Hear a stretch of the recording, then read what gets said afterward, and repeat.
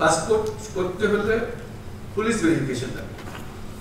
আমি জিজ্ঞেস করতে আরম্ভ করলাম, অনেকেও হয়তো আগ্রহ করেছে, কারণটা পাসপোর্ট তো আমার নাগরিক অধিকারের একটা অধিকার।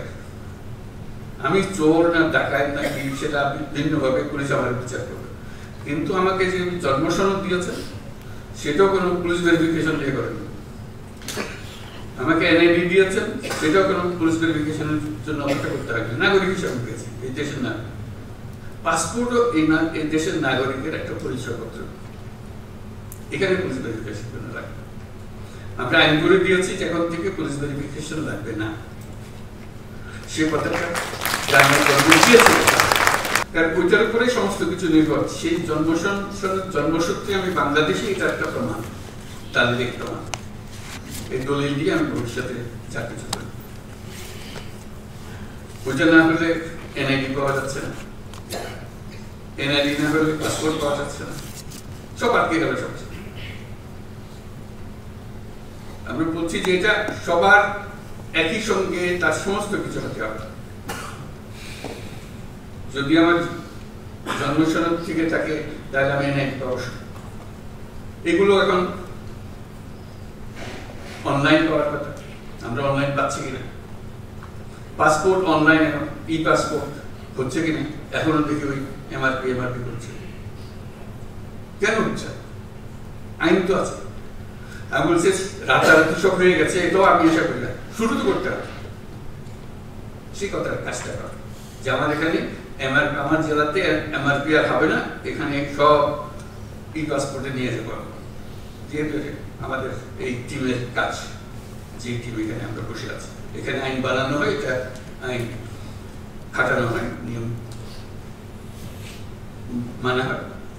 এগুলোতে আমরা কিভাবে যাবো? একটা থেকে একটা আমরা উত্তরণ কিভাবে করবো? বলছে যে এখন জমি রেজিস্টার করতে পারছে না, অমুক করতে পারছে না, কর দিতে পারছে না, সব এখানে আমরা সব শুনছি যে সব অনলাইনের ব্যবস্থা হয়ে গেছে। হয়ে যদি যায় সেটা বাস্তবায়ন হচ্ছে না, কৃষি আটকে গেলাম কেন? এখনো জমির রেকর্ডপত্র আমরা অনলাইন পাই না, করতে পারি না, জমিকে বেচা কিনে আমরা করতে পারছি না। কি কি চাপ প্রত্যেকে আমরা ভূমি মন্ত্রণালয় বলছে যে আমরা সব করে ফেলছি, কিন্তু ইমপ্লিমেন্ট করতে পারছি না, ধীরে সুস্থ হচ্ছে। কেন হচ্ছে? এটাই হলো আমাদের অপারগতা। খেলোয়াড় হিসেবে আমরা সেই কাজটা করতে পারছি না।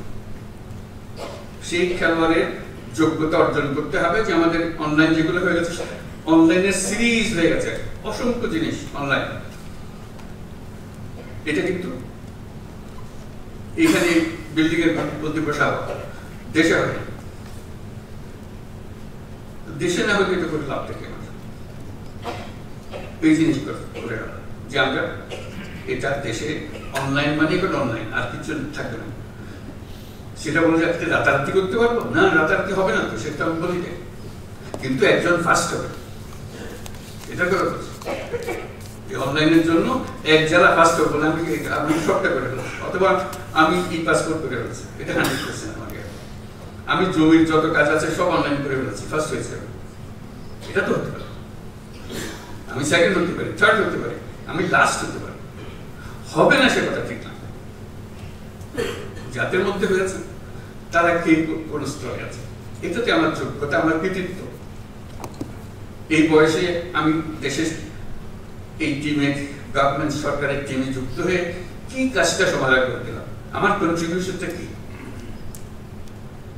একটা হলো ঠিক আছে আমি করে ফেলেছি, তাদের বুঝ দেওয়া দরকার, বুঝ দিয়ে দিয়েছি, সেটাই ঠিক। আর আমি কি করেছি বুঝ দেওয়ার বাইরে, যেটা আমার থেকে সে আমিটাকে আবিষ্কার করা, অর্জন করা, সেই জিনিসগুলো, সেগুলো হলো চ্যালেঞ্জ, সেগুলো হলো আজকে সেই সুযোগ।